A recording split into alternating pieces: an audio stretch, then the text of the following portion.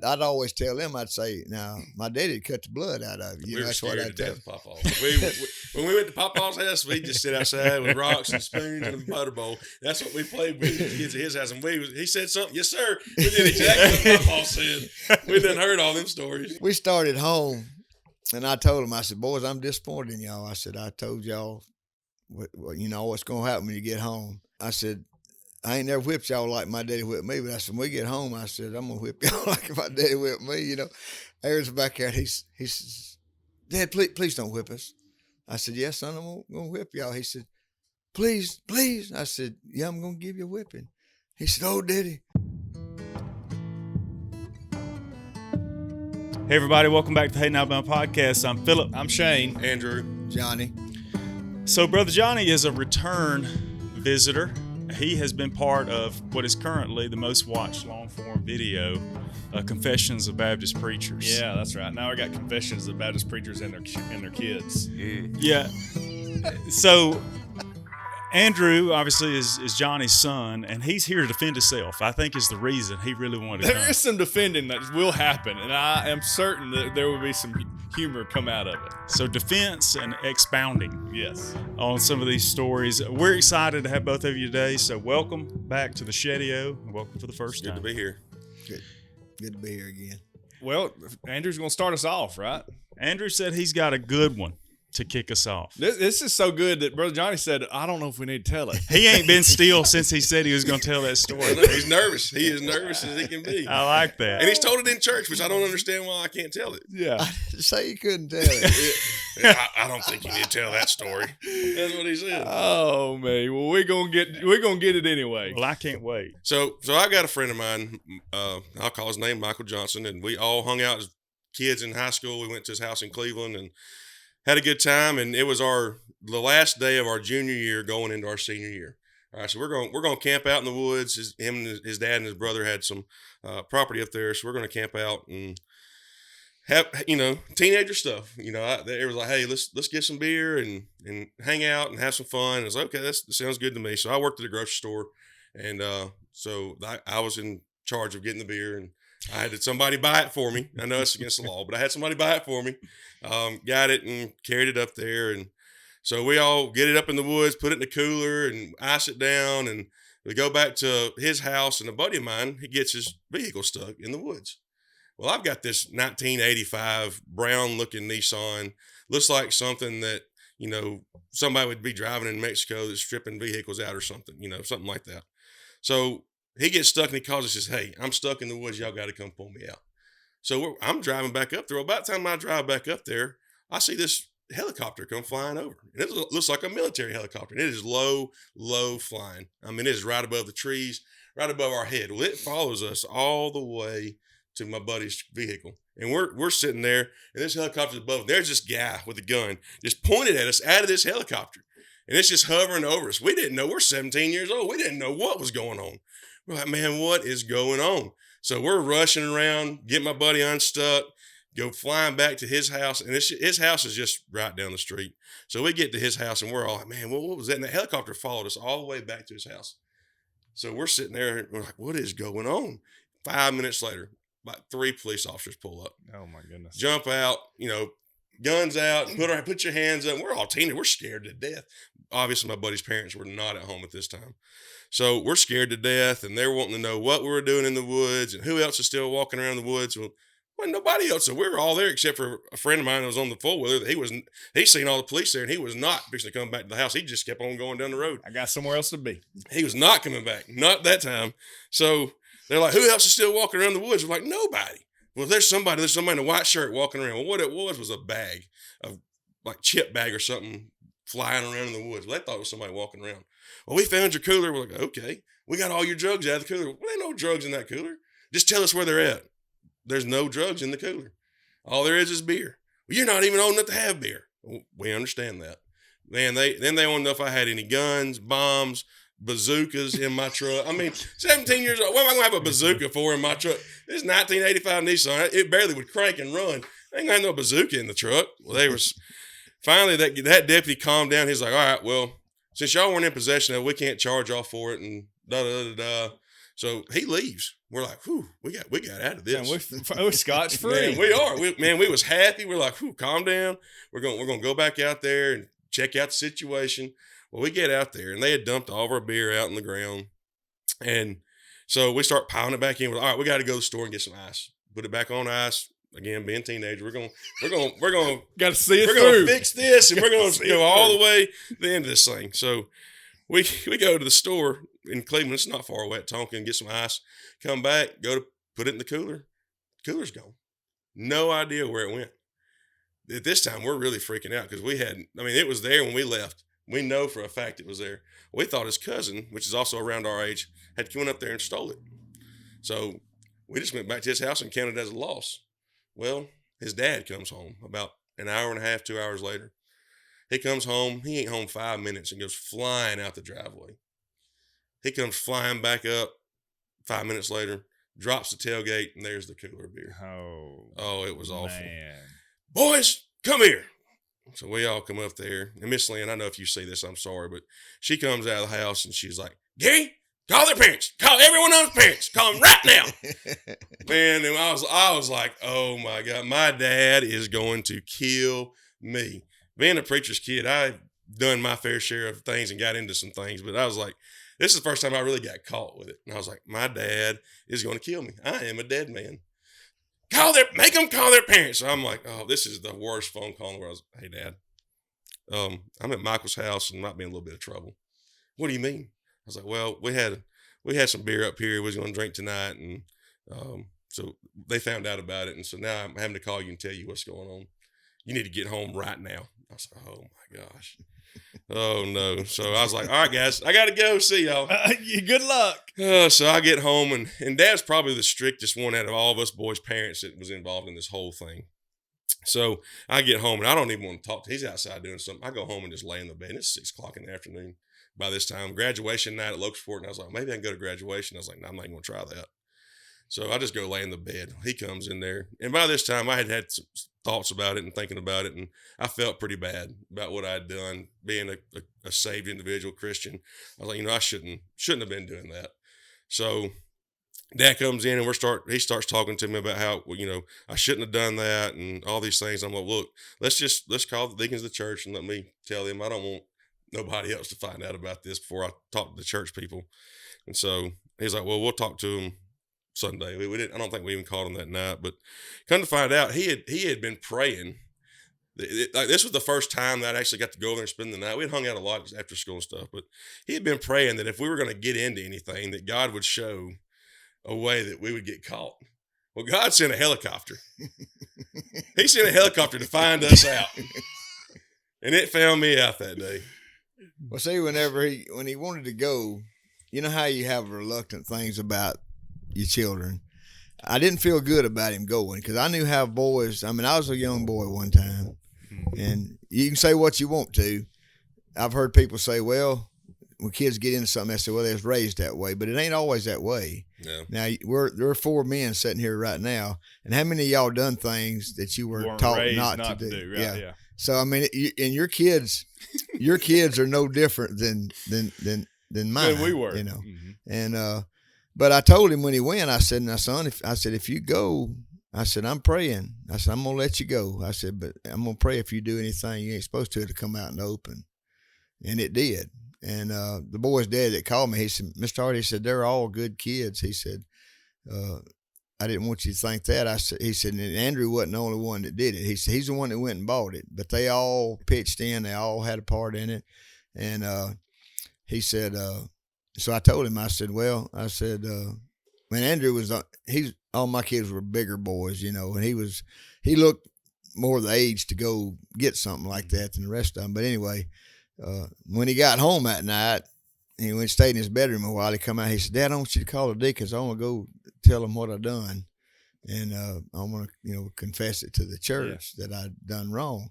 I didn't tell him he had to do that. He done that on his own. And I told him, I said, well, son, I said, I'm not calling the deacons tonight. I said, you just wait till Sunday, because I knew that was worse. You knew exactly what you're going to let this soak for I knew that was going to be worse on him than anything. But that was the point of his life that made him start growing up. After that, I had no more problem with him. You know, he For the most part. for the most part, yeah. You know, but that was a turning point. At that point, I think he realized how it was to get out and get into something as a Christian and knowing that you know, shouldn't be into that. And because you can't be with them every minute, but there was just something when I knew a bunch of boys being on the lake. It was just something I just knew. There's gonna be somebody come up with a good idea. But he told me, he said, Dad, he said, when you said you was gonna pray the Lord, he said, I didn't know he was gonna send a helicopter over. Well, they say the Lord works in mysterious ways. I've got questions about how the helicopter showed up. Did you ever figure out why that was? The helicopter found the cooler. See, But- they spotted but why? the cooler. So they That's Well, the thing is the helicopter was at that time, the county was getting like this drug helicopter out of Birmingham, like the DEA or something, Yeah. to come fly over people's properties and check for drugs. Well, they just so happened to see my truck, like I Stuck. said, my buddy's truck stuck, my truck going out there to it. So they see this vehicle in the woods stuck. They think we're some Hispanic people. And we're going to go out and strip vehicles. They had supposedly we were having problems with that, so they thought we were going to go out there and we were stripping vehicles in the woods and selling parts. They had you profiled. They did 100%. and they zeroed in on that cooler, and that's how they sent. The helicopter saw the cooler and they're talking to all the police in the vehicles. And now how at that time they had no Tahoes, so they're up there in Crown Vics and they're driving these Crown Vics in places that, again, a buddy of mine's vehicle got stuck and it's an SUV. Yeah. So. Don't ever buy a vehicle from police department. Never. Word to the Never. wise. But so they get up there and just so happened my buddy's cousin, it was like a distant cousin somehow, Ronnie Chastain. He is a lieutenant now at the county, but it's his cousin. And he was the one that heard it on the call and he come out there and went in the woods and got it after he just so happened to go at the same time we had went to the store to get more ice. Everything worked together. Carried it to his uncle's, my buddy's uncle's house, is right down the street. And There is nothing about just so happened to. This was orchestrated by the hand of the Lord. I'm telling you. I am telling you. It got me. It was just to get your attention, and that's how it works from time to time. I felt kind of like Achan. You know, your sins will find you out. Yeah. I had in the Babylonian garment. And Yeah, you had them buried in your tent, didn't you? As long as I didn't get stoned and burned up, and so I'm all right now. Are you in trouble? Well, we hope you're not. But just in case you are, we know a good lawyer. Whitney Island here in Hayden, Alabama has law services. Or maybe if you're not from Hayden, I'm sure she'd be happy to hear from you. So check her out at islandlaw.com. We appreciate Whitney and her sponsoring the show. Now, Brother Johnny, the snuff story you told about your boys is one of the most watched shorts that we have on YouTube. Millions of views. People still watch it every day, and it elicits comment after comment after comment, whether somebody tells their story of when their dad did something, or they call you Hank Hill because there was a Hank Hill episode that they did that with his boy with cigarettes or something. But you have another, that's not the only tobacco incident you have. Oh no, I had many of them. But When you got two boys, it's bound and determined they're going to smoke or dip. You know, you have, but is it bound and determined? Bound and determined. And we did. Especially in Blount County. yeah. But I thought about a time my wife came in one afternoon and she said, "Look what I found in Andrew's sock drawer," and it was a can of Copenhagen. And I said, hand it to me. So she gave it to me. I went in the kitchen and I got some red cayenne pepper and I just sprinkled it in the can, you know, stirred it up real good. And I told her, I said, put it back in his drawer. So she put where you found it. Right where you found it. So she put it back in there. Well, the next day, Andrew come in and said, "Dad," said, "you been in my sock drawer?" I said, "No, why?" He said, "I was just wondering." He wasn't going to admit to me that he knew there was something in that snuff. No, not at all. But I didn't lie to him. I hadn't been in his drawer. been You in know, your his sock mama drawer. had, you know. Well, it was Grizzly, not Copenhagen, which is pretty similar, but Grizzly snuff in general, to me, burned anyways. I mean, it was, I don't know if anybody have ever done that. It was Grizzly natural fine cut. And man, that stuff would set you on fire anyways. It did me. So I get the can that day. I remember it. I opened it up and I looked and I was like, man, I don't remember all them red spots being in that yesterday. It was like a brand new can. I had just opened it like the day before. And I was like, I just don't remember all them red spots being in there. I was like, maybe that's what sets you on fire in this thing. So I got some, put a dip, went walking in the woods like I did when I got home from school or whatever. And man, it set me on fire. I was like, golly. I was like, this stuff I'm backing up. This is horrible. So the next day, I don't know if neither one of y'all even know Jeremy Rudy or not, but Jeremy Rudy's a pretty big boy. I go to school and I was like, hey man, you want a can of snuff? I'll give you a can of snuff. Yeah. And I give it to him, and then a week later he said, what did you have in that stuff? He said, man, that stuff set me on fire. And I said, I don't know. I said, it burned me too, so I figured I'd give it to you. You was a bigger man than me. And then I found out later they put red cayenne pepper in it. And that's when did they tell you that what took place? It was probably several years later. It wasn't right away. It was definitely not right away. But I can tell you one thing. My snuff never went back in that sock drawer. No, you found a different hiding spot. Absolutely, 100%. He wanted to know if I been in the sock drawer. I said, no. I said, why? He said, I was just wondering. He wasn't going to tell me that he had snuff in there. Anytime a kid asks you some rando question like that, you know there was something behind it. Remember how I started out dipping snuff? I was talking about this the other day. I was 12 years old, sitting in a friend of mine's mom's minivan at midnight, and he gives me a can of Copenhagen bourbon flavor stuff. Copenhagen Black is what it was called at that time. Yep. But now they call it like Copenhagen Bourbon Black or something. I don't even know if they still make it. But 12 midnight, sitting in his mom's van, I'm dipping it. And for people that don't know, when you dip snuff for like the first time, you're going to get sick maybe, or it's going to give you a buzz almost like you're drunk. Not as bad, but it will give you a little buzz, make you lightheaded. So I go to spit. I was like, man, I need to spit somewhere. So I opened the door of his mom's minivan and I leaned like this to spit. I didn't stop leaning. I went head first. I went head first and bam, I hit the ground like a rock. And I was like, man, this is horrible. But I didn't stop. I should have just stopped right then, but I didn't. I quit one time for like 4 years. I've been quitting now for 9 months. I never started. I couldn't. You tried 3 times. I mean, Shane, it was like he wanted to. Well, it was peer pressure, right? I mean, everybody around you, brother, Philip. I mean, everybody on the baseball team, football, everybody. And I was like, well, I mean, I might as well try it, right? But anybody that knows me also knows it's not just it's go big or go home. I'm not going to get a little bit. We're going to get like everybody else does. You know, you're going to work it around, get a 3-finger dip, maybe, and go ahead and stick it in there. Well, the last time I tried it, we were coon hunting. Couldn't hardly see. Dog treed in a tree, and we're trying to beat around the privet hedges so we can even see in the tree. Well, about the 3rd or 4th privet hedge I knocked down, I'm like you. I was just leaning, but I wanted to stop leaning, but I'm steady heading out. Oh, yeah. We get the trees beat down. It's hot, and I'm thinking, this ain't good. I just don't really feel real good. Well, then we start looking for the coon, and I'm looking up and falling backwards. And I told Philip, I said, I'm going to be sick. He said, no, you ain't. I said, I'm going to be sick. No, you really? I'm going to be sick. And sure enough, just unloaded probably the top hat that we had earlier that night. Oof. And I said, that's it. Third time's supposed to be a charm, and it was. And I've never tried it again. I said, that's it. There was a guy down the street from when I was still living down by Dad, and he had a bull. And this bull he had him pinned up in a small little place, not real small, but it was, about an acre size pen. And this bull was crazy. Like, you get out and walk down the fence and he would follow you down that fence line. I should have known better not to get in the pen with the thing anyways. That was on me and him and the guy that owned it. So one Saturday morning, the guy's like, hey, me and Dad stopped by and talking to him. He's like, hey, I need y'all to check this cold. My water out here keeps freezing. We're going to go check it out and look at it and see what's going on. There's a water trough. And this is like in the middle of this pasture. And there's nothing between the fence and this water trough. It's just open pasture. Well, I'm a big guy. I'm not the fastest in the world. I can move when I have to. But so we get out there. But I'd rather not have to. That's exactly right. I'd rather not have to. So we get out there to this water trough, and it's not even as big as this table. And it's off the ground, about 3 foot off the ground.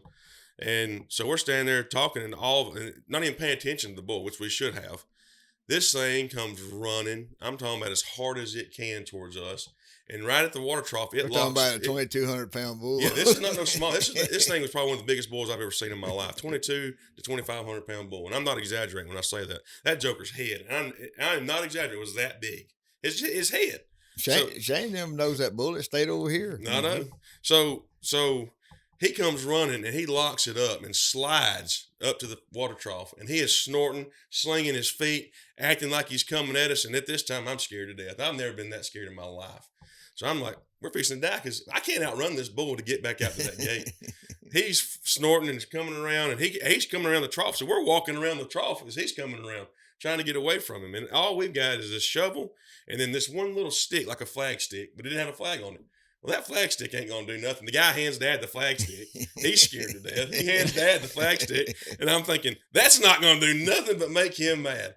So he goes, give me that shovel. And about the time he did it, that thing come toward us, and Dad hit him in the head with the shovel, and he backed up a little bit. When he backed up, I took off. I said, I'm getting out of here. Y'all can stay in here if you want to, but I'm out. I take off running, and I get out of the pen. And I look behind me, and here they come right behind me.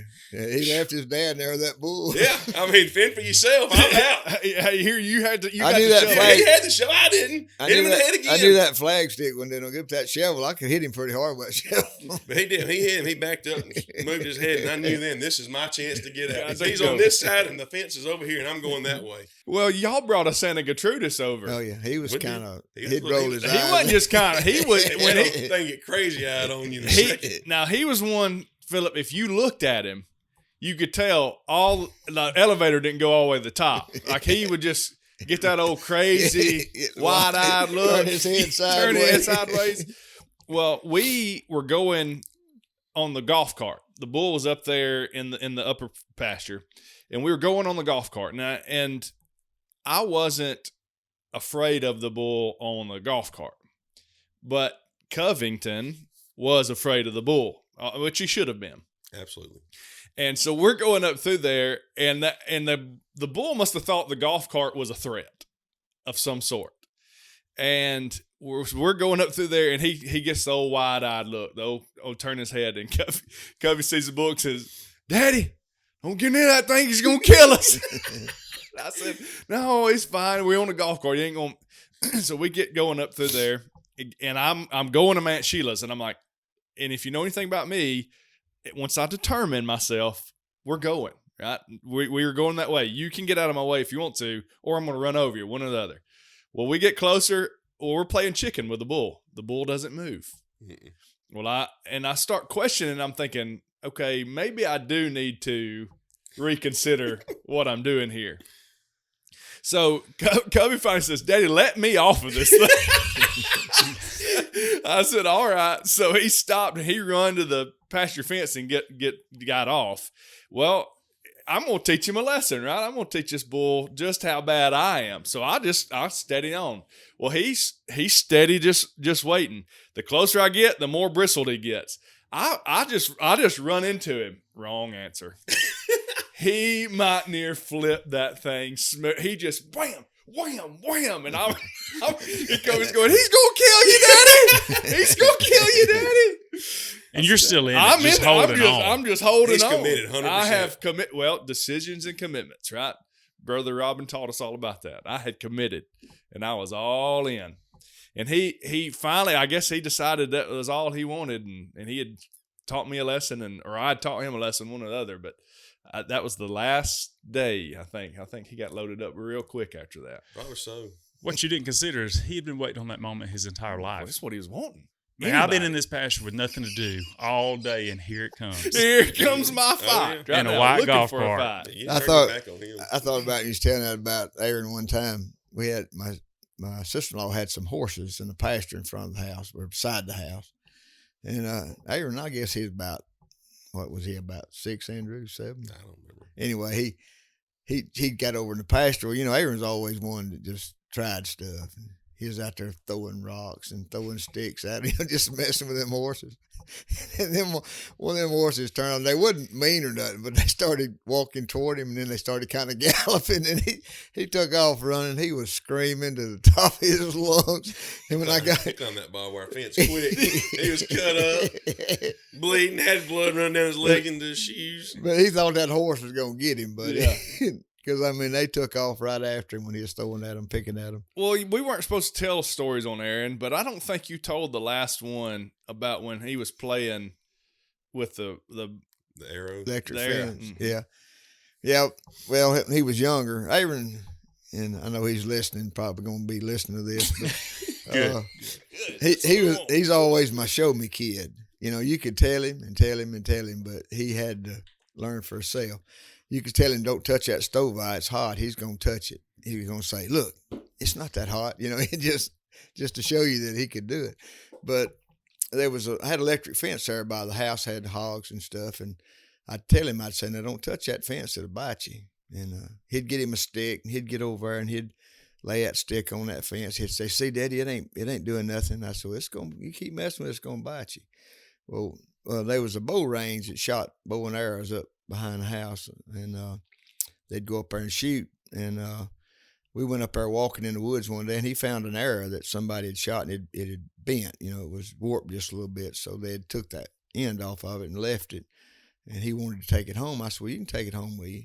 Well, I went down to the barn that afternoon to feed, and I was inside the barn feeding, and I heard him screaming. I mean, he was screaming. And when I come out of the door, all he was saying was, bite me, bite me, bite me, bite me. Well, I thought a wasp had got him or a snake. I was looking for anything. I didn't know what had bit him. And I realized what he had done. He had took that arrow, and it was aluminum, you know. He had laid it over on that fence. Got him good. And it nailed him, buddy.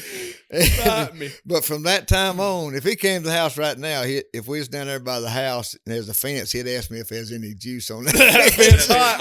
He's never forgot that hot fence. Bite me. Bite me. That's all he was saying. Bite me, bite me, bite me.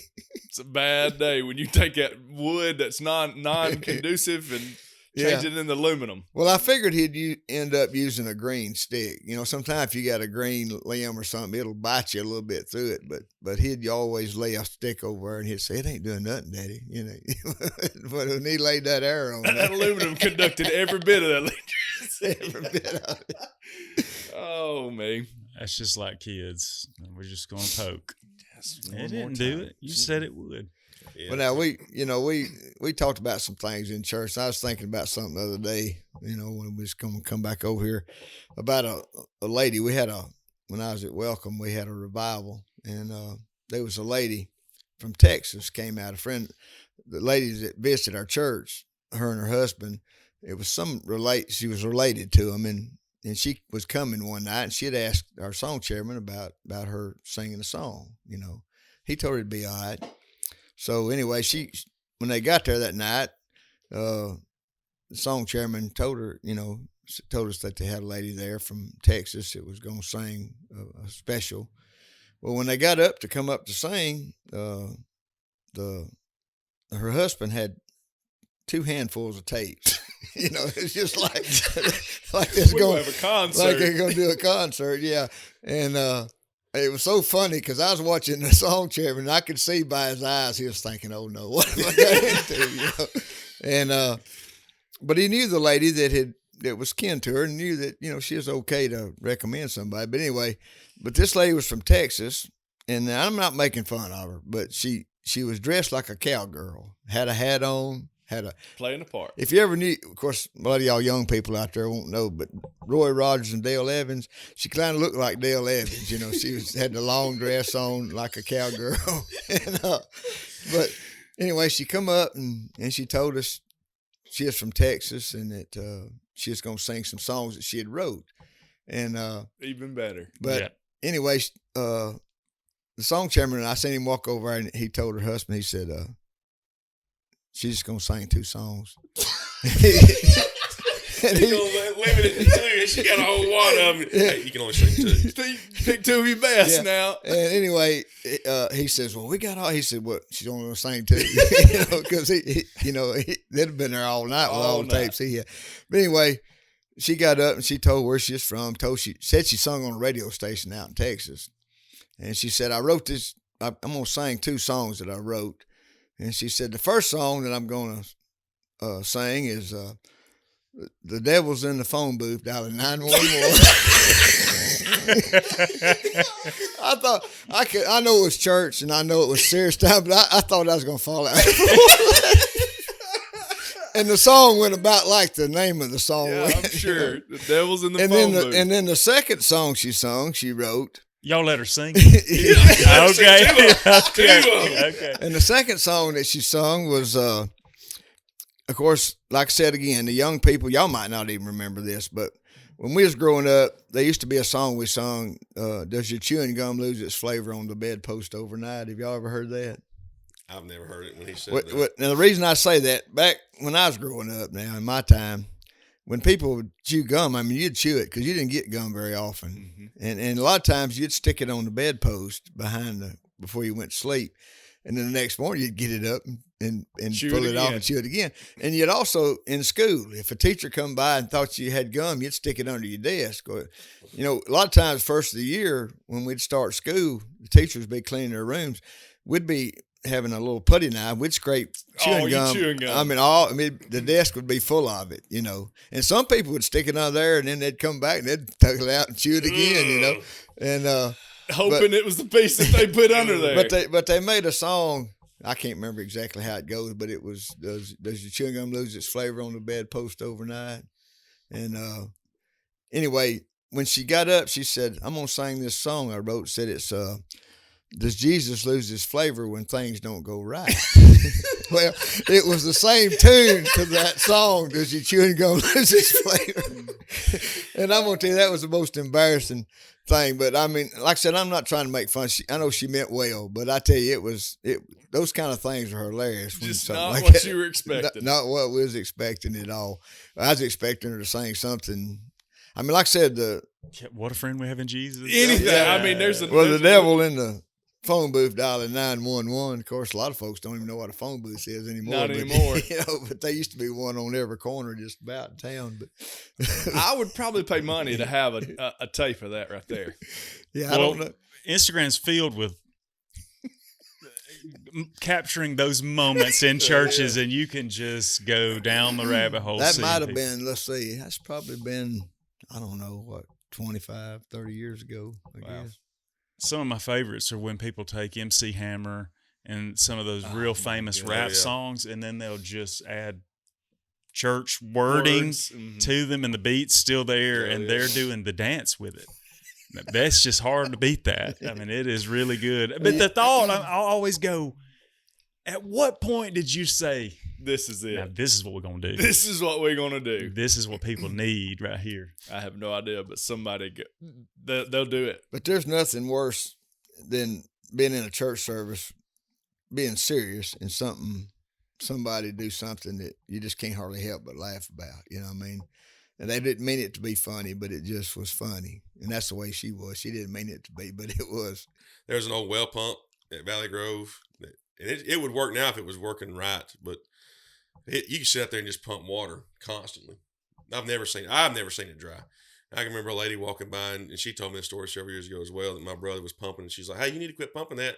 He just kept pumping. He said, "You ain't my mom. You can't tell me what to do." Just kept on pumping. She said, "Boy, if I was, I'd kill you." You know, I mean, hey, beat you to death. As y'all said last time we were at Rounders, we got into some stuff, did some stuff. I thought about, you know, growing up, we had a push more. And Dad, our yard was not the smallest yard there is. You've been over there. Mm-hmm. And it's not flat. Not at all. It takes 2 hours to cut it with a riding mower. Yeah, so he gives us a push mower as kids to cut the yard. So I get so tired of cutting grass.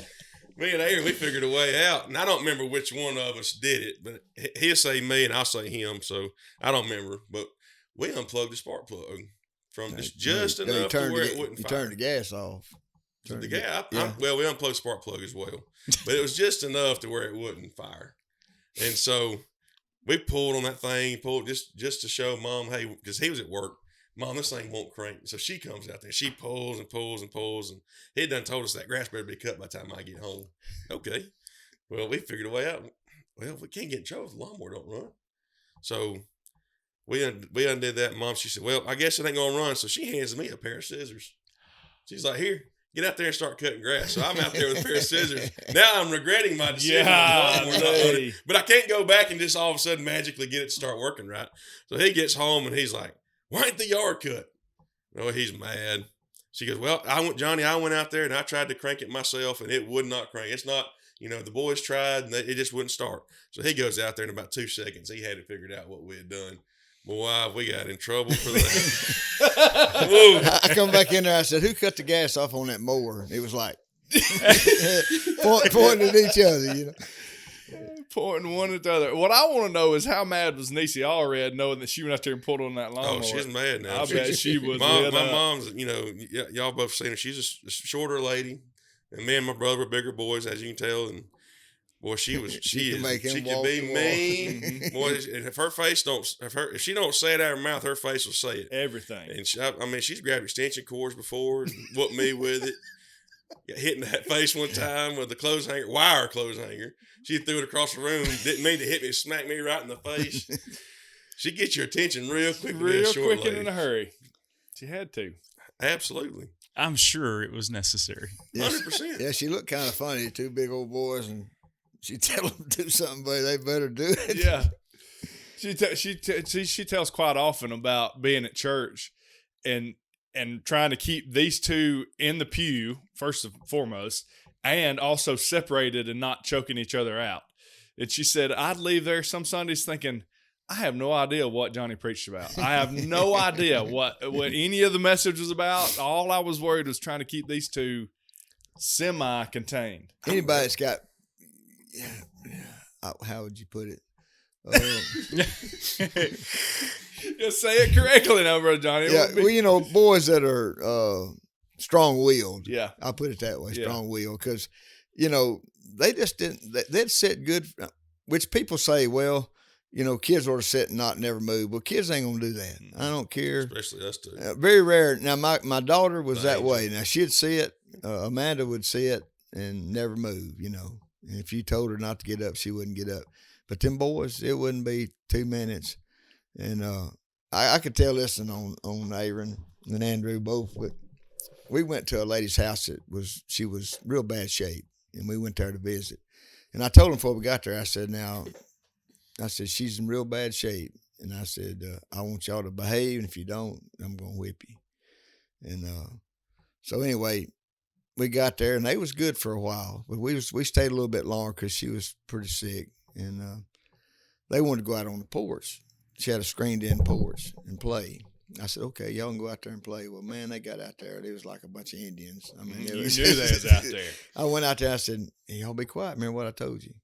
Well, it was still the same way. Well, I wasn't one that ever really liked to discipline my children in public. I just done everything I did. If I was going to spank them, I'd do it when I got home, unless it was necessary. And which I did discipline Aaron one time on the ball field, but I want to hear it. Anyway, just make a note. Anyway, we started home. Well, see, my dad, I used to tell him how my dad, my dad wasn't mean to me. But when he whipped me, if he whipped me with a hickory, I had stripes sometimes. They'd be red, and I haven't had. You knew you got whipped. And I'd always tell them, I'd say, now, my daddy'd cut the blood out of you. That's what I'd tell. When we went to Papa's house, we'd just sit outside with rocks and spoons and a butter bowl. That's what we played with the kids at his house. And he said something, yes, sir. We did exactly what Papa said. We done heard all them stories. But anyway, we started home. And I told him, I said, boys, I'm disappointed in y'all. I said, I told y'all, what's going to happen when you get home. And I said, I ain't never whipped y'all like my daddy whipped me. But I said, when we get home, I said, I'm going to whip y'all like my daddy whipped me. Aaron's back there. He says, Dad, please don't whip us. I said, yes, son, I'm going to whip y'all. He said, please. I said, yeah, I'm going to give you a whipping. He said, oh, Daddy, my heart's hurting. Old Fred Sanford in the back of the car. Maybe think old Fred Sanford when he grabbed it. My heart's hurting. I said, well, when we get home, I ain't all it's going to be hurting. But he worried about that all the way home, which it wasn't, I spanked him, but it wasn't nothing, Not like not what your daddy got you. Cutting the blood. That's what not, he said. Not like cut the blood out of you. Not That's like what I used to hear. Papa cut the blood out of you. Not like he thought I was going to, But Papa's on the next level. But that Aaron could beg. He could beg out of a whooping, buddy. I mean, so I'd have to walk out of the room and laugh and come back. so you had to discipline on the ball field one time, huh? Yeah, he back talked his mom. See, he knew that I didn't usually discipline out, and in the They public. know exactly And, what they can get by with. But he back talked his mama, so I just went over at the side of the field and cut a hickory, and I come back over and I wore him out because I figured I'd hear something from it from somebody, because you know how it is about. Mm-hmm. And but anyway, when I got through with him, he knew then that I would. Mm-hmm. So after that, he knew that if we was out in public, that I would. There is a line. There is a line you can cross, and but it was kind of funny. Coach Jay Moore, he was their coach, and he was out there, and somebody was doing something. He said, "Hey, if you don't straighten up, I'm gonna send you over and let Mr. Allred do the same thing." You had to become the disciplinarian. Oh, yeah. Them little kids would look at me like, "Oh no." Yeah, I was gonna get tore up. I was the villain, Yep. Every kid knows what they can get away with and who they can get away with it Oh, with. 100%. Yeah. I mean, you take the worst kid, and if you can make him a believer quick, Mm-hmm. you won't have no problem with him. No. Well, you got to make them a believer from the youth up. If you start 12 years old trying to make a believer out of them, you done waited too long. And if you don't start when they're little and let them know that you mean what you say, then not that mine didn't. Mine done things they wasn't supposed to. Andrew, one time, he done something, and I gave him a choice. I said, I'm going to either take a whipping or you're not going to ride your bicycle today, because they love riding their bicycle in the yard with my cousin, my nephew next door. And he said, well, I won't ride my bicycle. I said, okay. So in a little while, Aaron and Joel got out there in the yard riding the bicycle. And there's riding and having fun, and Andrew's over here, he can't ride, and well, in a little bit, I was up there working on my car, and he come up there, he said, Daddy. I said, what is it, son? He said, would you give me a whipping where I can ride my bicycle? I said, no. I said, if it hurts you that bad not to ride your bicycle, you're not riding that bicycle. And I said, he said, please. I said, nope. I said, go on or I'll give you both, And you get a whipping and you can't ride your bicycle. But what I'm saying is, my kids, well, I know Aaron's going to be on here to defend himself one day, but be careful now. We've already been threatened with a lawsuit for slander. But Aaron, if he wanted to do something bad enough, he was going to do it. It didn't matter if you whipped him or not. I mean, if he set his mind, he wanted to do it, he'd do it. You're gonna do it. Gonna do it. Two of my kids are that way right now. Two of them, Mm. not just one. Two of them. Oh yeah. That's the fun about having kids, is having grandkids.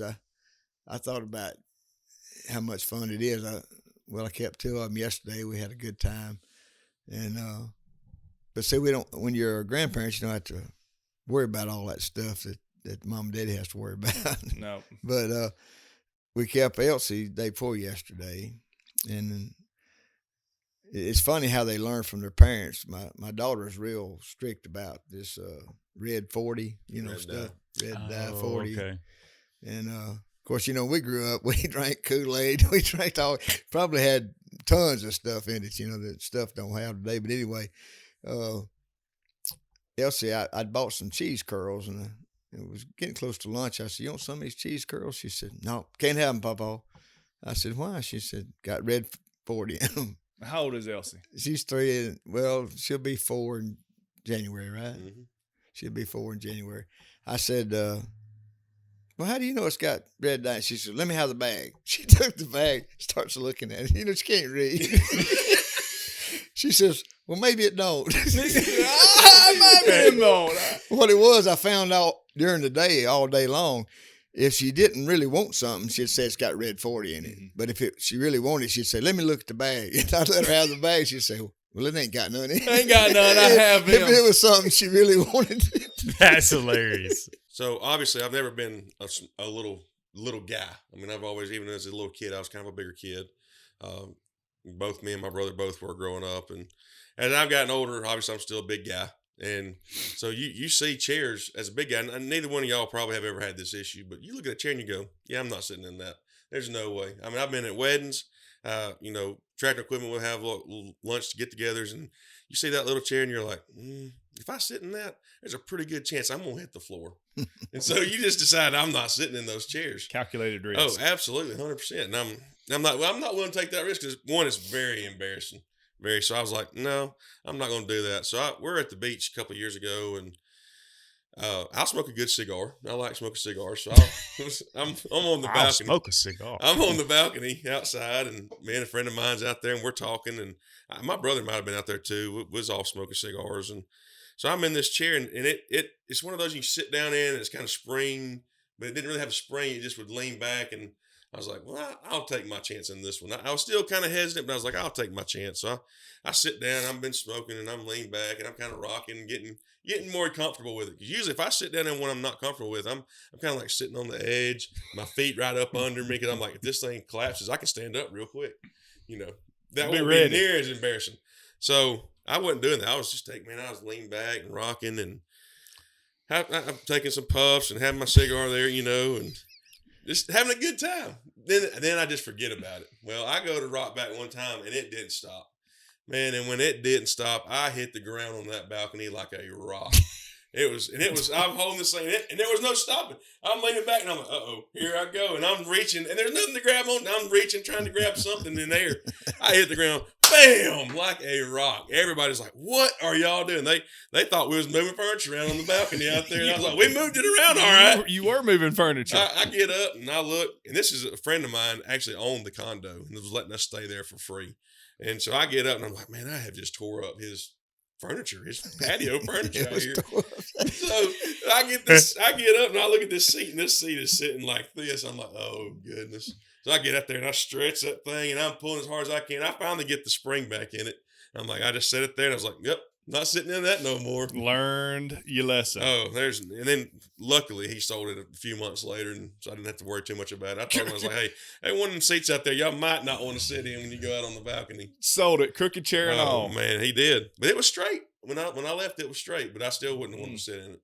Spring in it was not that good. It's talking about them being big. They played football, you know, in school, and wee and pee wee, and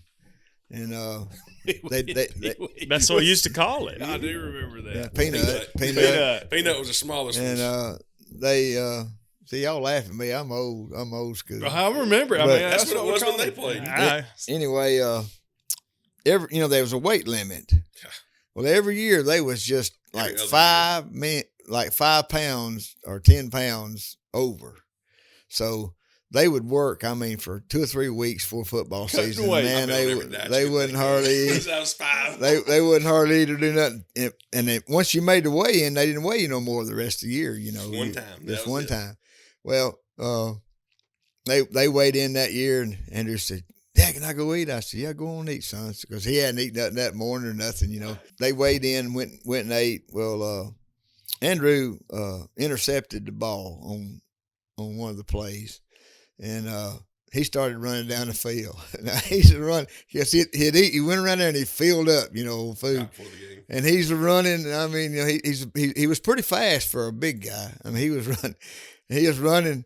And he was a puking and a running and a puking and a running. And I scored a touchdown. He scored a touchdown, but he was over there just a puking. And when he got into the end zone, because he'd filled up so full right for the football and drank because he hadn't drank nothing or eaten nothing. And but they barely made the way in. And I remember we went and played Cleveland, and Aaron was fullback. Well, in the second half, if they needed 4 or 5 yards, they just give it to Aaron because he'd get 4 or 5 yards. Falling forward. I remember we played Oneonta one year. The guy that was announcing said, "Aaron Allred's carrying the ball, tackled by the whole Oneonta defense." Because they'd pile on him he'd be like a turtle going down through there. He'd just be carrying the whole team down through there. But anyway, I went over. My cousin was. Her son was playing on the Cleveland side, and I went over there and sat down, and some of the Cleveland parents over there, I tell you, that big boy there, I'd like to see his birth certificate. There was just kept on. I wasn't going to say nothing. I tried to be quiet, but after a while it got annoying, And I told that lady, I said, ma'am, I said, I can verify that my son is that age. He's not, I said, that's my son. I said, and he's the right age. He's not playing on, he's not 10 years old playing on a 7-year-old team. And she never said another word. Didn't say nothing else. But I'd listen and listen and listen, at all she'd said about she didn't want to see their birth certificates. It's too big to be playing on that team. But they were just bigger. I mean, I had to teach them, they couldn't go out here and jump on kids' backs like the other kids did. They wanted to, but they're the same age, but they're just so much bigger. They're taller, they're bigger. Yeah. And, but they made it through life and they done good. Good. Oh, yeah. I'm proud of my boys. I know that. What are you thinking over there, Phil? You mentioned that he lost his lunch going down the field. Well, that is often a measure in football of when you've had enough. Mm-hmm. Whenever somebody throws up, usually the coach is like, Yeah, that's enough. yeah, we've given him enough. Well, Josh Hammett. Mm-hmm. I don't know that y'all had the pleasure of getting to meet that man. Wonderful human being. He's since passed. But he was like your boys, a mess. You just never knew what he was going to do. That says about all you need to say about that. But we would get water breaks occasionally right there in the fall. It's so hot. I mean, blue blazes down here in the South. And we get a few water breaks during practice. Well, the last water break we knew was right before conditioning. And we knew they were fixing to hammer us, sprints, gassers, all those things. Well, Josh was over there, and I was waiting to get water, and he said, I'm going to fix them today. Oh, you are? Got a plan. And I knew if he said that, he was so crazy. I knew that he had one. He looked like a camel drinking water out of a oasis. I bet that boy drank a 5-gallon Lowe's bucket full of water. He drank until it was just, how like when you fill your diesel, your truck up and it just gushes up at the top when it's full. That's what it sounded like was over there.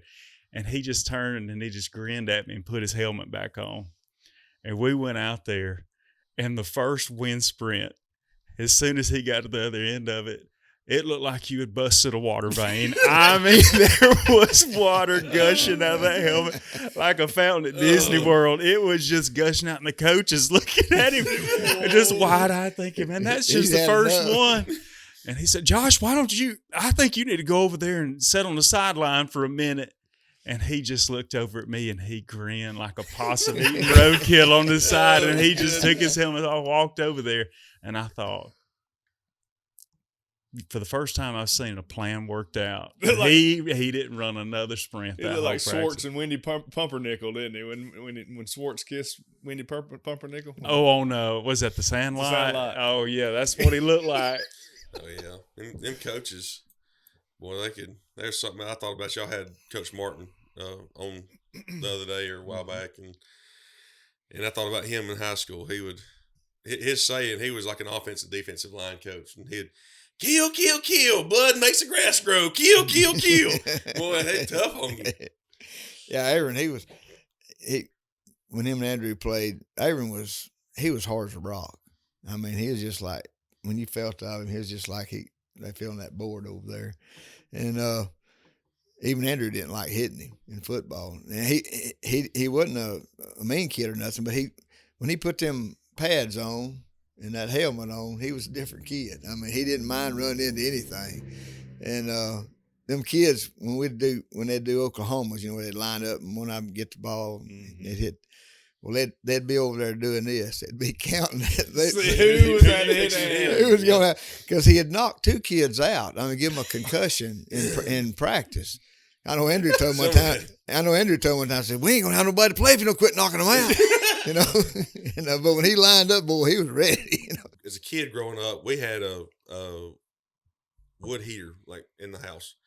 We had to go out, cut wood. Dad go cut a tree down, bust it up with a maul. We didn't at that time. There wasn't no like hydraulic things to be busting up wood real quick. You did it the man way.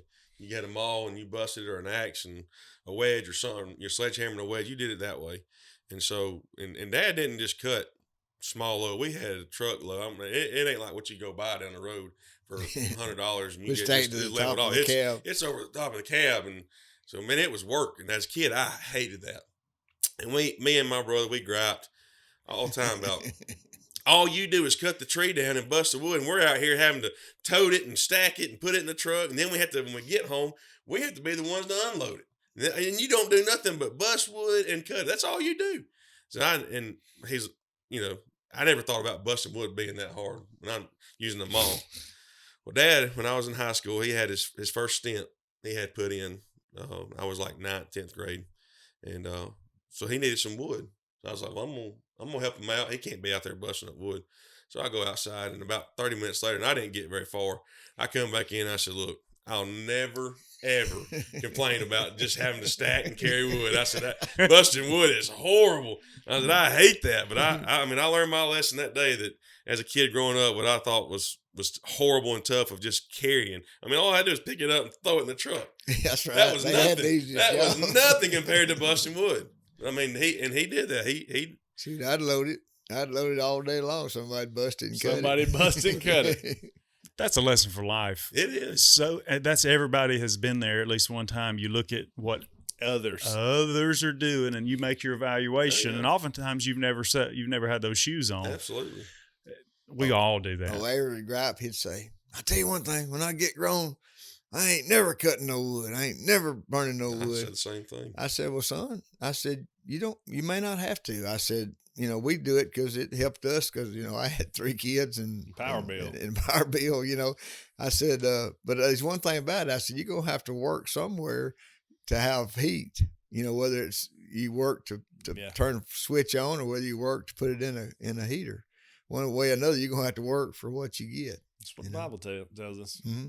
But I appreciate my dad for teaching me lessons growing up. I mean, even though I thought it was the hard way and it was horrible, but he taught me to work hard, go to work, show up for work. And that came down from his dad, going to work every day, be on time, show up, do your job, be satisfied with what you do and then go home. Yeah. And I appreciate him for doing that, helping me obviously grow up to who I am today. And I still, I'm still going to mess up. I'm human. Still not going to do everything he, in his eyes, is perfect. I'm, never be there, but, I get griped at now at 36 years old. You shouldn't be doing that. But okay, well, I'm going to do it anyways. The relationship that Johnny and Andrew have is summed up in this story. They had a property line they were trying to find the corner on. Oh, goodness. And Andrew asked me one night at revival what I thought they should do. And I said, the best thing you could do is get 2 tapes because 2 of the corners, pull those tapes to the appropriate footage that the line's supposed to be, and wherever they cross, that's where your other corner will be. They were looking for the other corner. He said, that makes sense. I think we can do that. He said, but I don't know if we got a tape that long. And I said, well, I've got some. If you need to borrow them, just let me know. Well, he told Brother Johnny what I suggested that they do. And Brother Johnny said, well, that's fine. I got some nylon string we can use. Andrew said, no, Daddy, we can't do that. Brother Johnny said, well, yes, we can. I'll pull it as tight as we can. And if I can't pull it no tighter, then it's got to be the same. It does. It's not. And I proved you that day it was not. Well, let me say this. We had the surveyor come out and pinpoint it, and I wasn't probably just a foot or 2 off from where it was. That don't matter. You still were not where it still wasn't a foot or 2 in a property line to get somebody sued in a second. Am I wrong?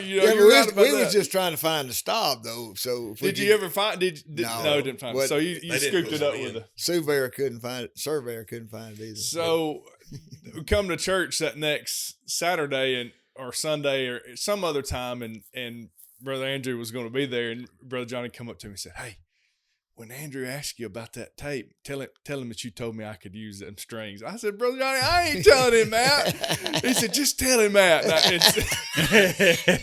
I knew.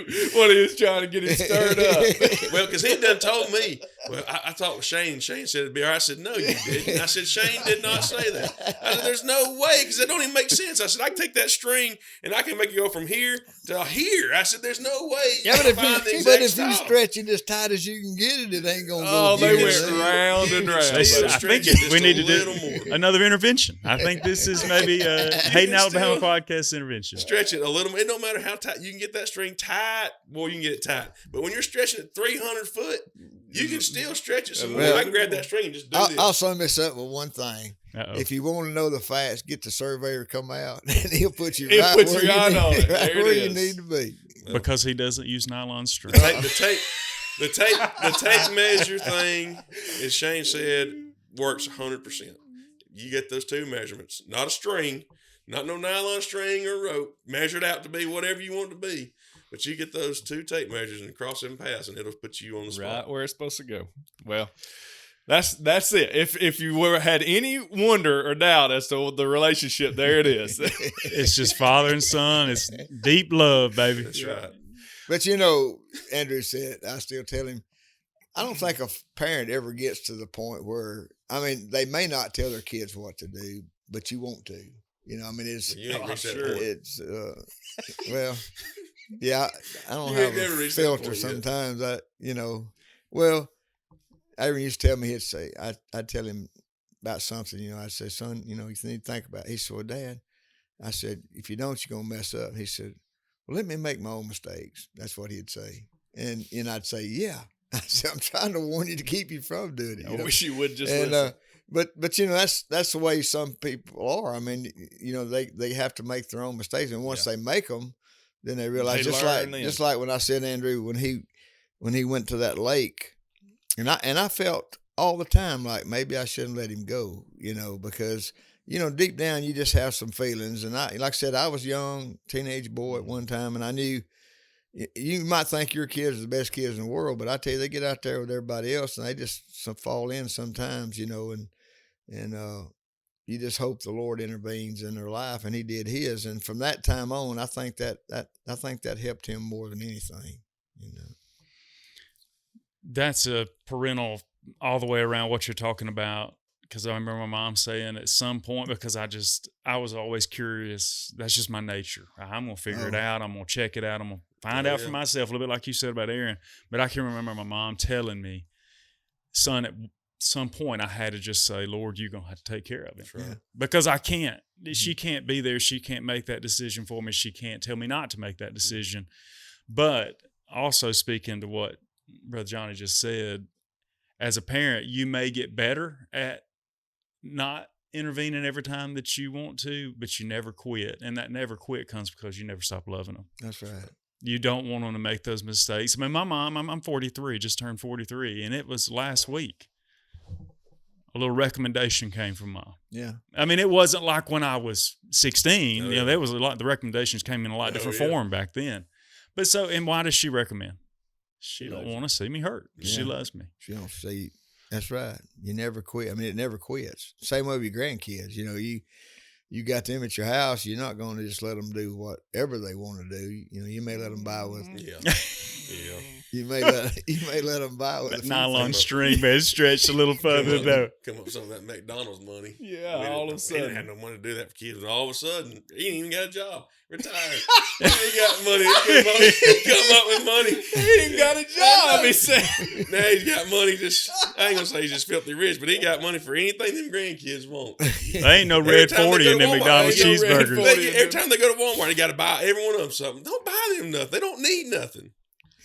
Let's get them a little treat. Let's just go get you a little treat. Bribes my kids to love him sometimes. Cheese curls. Yeah, toys. Them kids don't forget Never that. had that when I was a kid. That money was now. Because You get a toy out. That's because Don't pick up nothing. You're not getting nothing.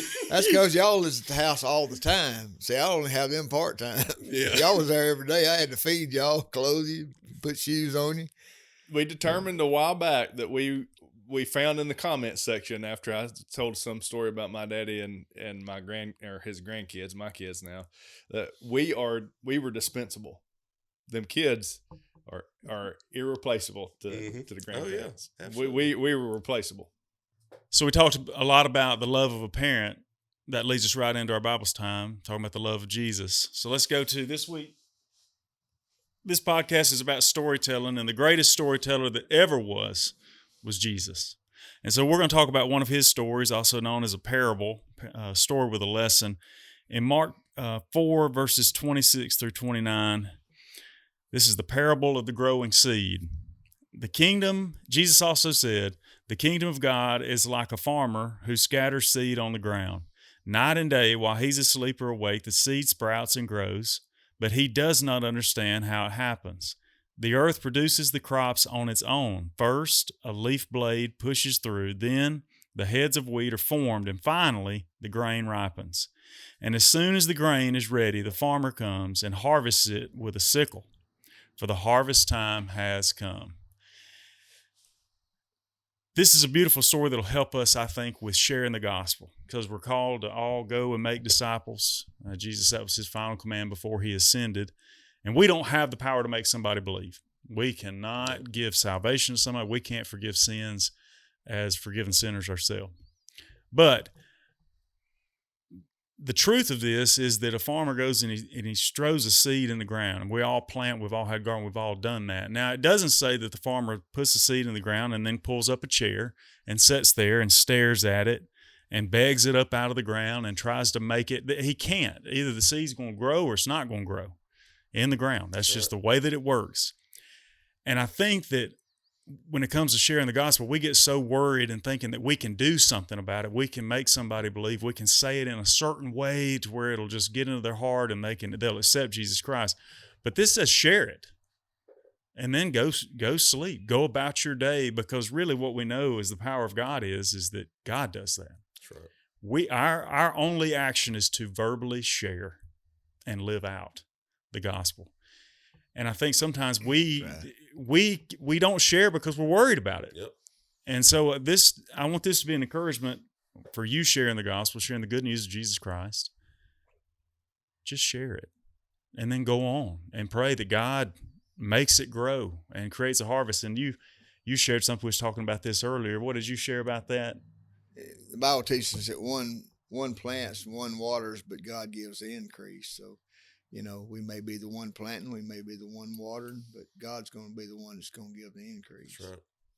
I'll add a little extra layer to that, maybe not a different perspective. You're talking about only sharing, but I think the farmer does also create some environments that would be conducive to the plants to grow. So, sharing is one thing that we've got to do, but we also have to create environments where people are able to listen to the gospel, willing to listen to the gospel, and aren't distracted with other things, because sometimes we create environments that we create all these distractions that people aren't even able to hear the gospel because they're so distracted, or they're looking at the show or that entertainment, or we've got to be creating environments that help the gospel to grow. I had a conversation with a person recently, and it'll speak exactly to this, that God had started working on their life, and they were wanting to do a work for God. Yeah. Like they believed and was wanting to start working, and because they love, out of the love and what God had done for them. But what they mentioned is that they had a certain sin in their life, and it was an open sin. We have those that are hidden, some of them are open. Well, this is one of those sins that you commit that are open, and other people can see you committing it. Right. And he would continue to do that, all while still trying to share the good news. Yeah. And he said nobody would take him serious. Yeah, because right. he was like in your illustration, his work of the soil was not, he wasn't working the soil. He wasn't doing doing the things he could do. Mm-hmm. And there's two parts. We do what we can do. Well, it takes effort on our part to not engage in those sins, not do those things that are going to create barriers or whatever. But the increase. Also, you've got to call upon the power of God, because if you're looking at that, well, I'll never be able to not do that. You talked about dipping earlier, and that's not the point of this. But the point is that you liked it. It was hard, But yes, you need a little help to get to Absolutely. not do it. We all have that. I mean, that's just one Yeah. silly little thing. Yeah. But we all have that. And so maybe you're sitting there going, well, I do want to spread the seeds. I do want to do this, but I'm struggling with this and I'll never be able to get over it. In your own power, maybe not. Yeah. But have you asked God to say, hey, God, I want to do a work for you. I want to spread these seeds. I want to do my part. Can you help me be away with that? Be done with that? And one thing about, what we do, we are pretty vulnerable to our sins and our shortcomings, because people see that and they call us out on it quite regular. And that's fine, because the first person to admit that I have faults or failures would be either you or I, or you to me. Philip likes to call me out quite often about my faults and failures. It's my job. That's his job. But it never hurts to look back and say, what am I doing wrong? And am I allowing God to give the increase? We can nurture it. When somebody once you have planted the seed or watered it and it begins to grow, then you kind of help it, by tilling the soil. And, if you just left it there, after a while, the weeds grow up around it. Yeah. If we do what James, I believe it's in the book of James, teaches us to be a doer of the word, not a hearer only. If we hear the word and we don't do it, and I'm afraid that's what a lot of people do. They hear the word, they know what they need to do, but they don't do it. And therefore, they really can't be a witness for the Lord. It takes a lot of thought and a lot of effort. We can't just read and say, this is a great Bible time. We throw it over on the shelf and that's right. Walk it. There's so much more to that. It's got to be a walking in your life. If you're going to witness to somebody and they seeing things in your life, they're thinking, and I know because I was saved at a young age, but I got out of the will of God. When me and my wife first got married, we got out of church, and I looked at people, and when somebody come around me that said there's a Christian and they live like the world, it didn't bother me a bit. But when I got around somebody that really I knew lived a Christian life, it bothered me. It has an effect on people. Yeah. And if you don't live, I'm not saying you're going to live perfect now, don't misunderstand me, but you need to live as best you can according to the Word of God. And if you do that, that's all a reasonable service is all He requires of us, And to tie that all in, I guess, Phil, is like we talked about, is doing our job, understanding our job, understanding our role, and allowing God to do what God's supposed to do. And having peace in it. And be at peace with that. Yeah. And that's what we want. Yep. In this life is peace. And I'm fixing to take yours from you. And it's time for the word game. And just like that. And just like that, your peace is gone. Brother John, do you have one more thing before we do that? I want to say one thing. People, it don't matter how close you live to the Lord, somebody will find something wrong with you. I worked with a boy one time. He came up and he said, I thought you was a Christian. This back before I ever started preaching. And I said, I didn't know what I'd done. It puzzled me. I said, well, I tried my best. I said, why you say that? He said, I heard you got a speeding ticket the other day.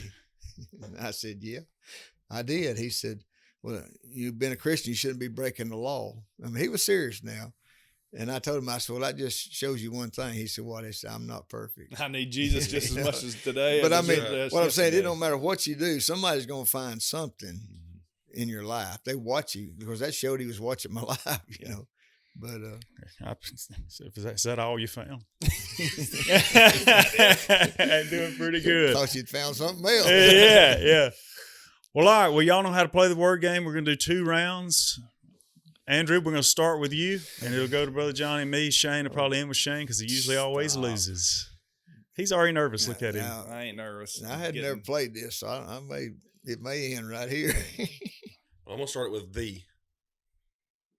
No, Brother Johnny. Hold on. We can't do that to him. We can't do that to him. No. Yeah.